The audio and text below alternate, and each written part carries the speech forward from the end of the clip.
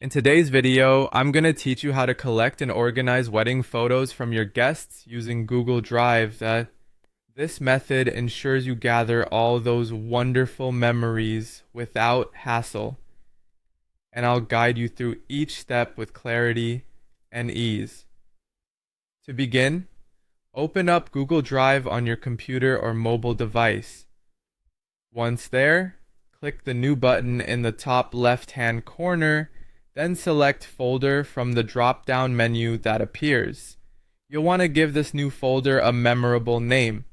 Something along the lines of Our Wedding Photos 2025 should do nicely.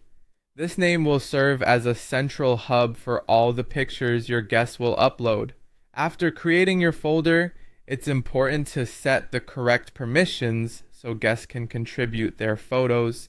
Right-click on the folder and choose Share.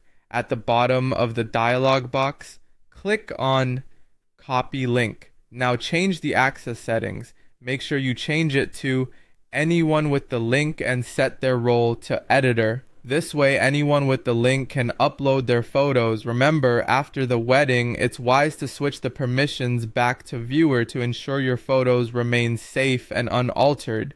Now that your folder is ready, it's time to share the upload link with your guests. There are several ways you can do this. Consider adding the link to your wedding invitations in the form of a QR code, or place it in your wedding program or on signage at the reception with a note that says something like, "Upload your photos here."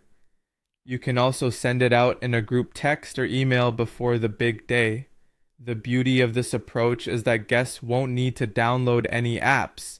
They just tap the link and upload directly from their phones. To make the process even more engaging for your guests, consider adding a fun element. Using a free online QR code generator, create a custom QR code and print it on table cards, photo booth props, or welcome signs. Add a friendly message such as, "We'd love to see your photos." Scan the code and upload your best shots.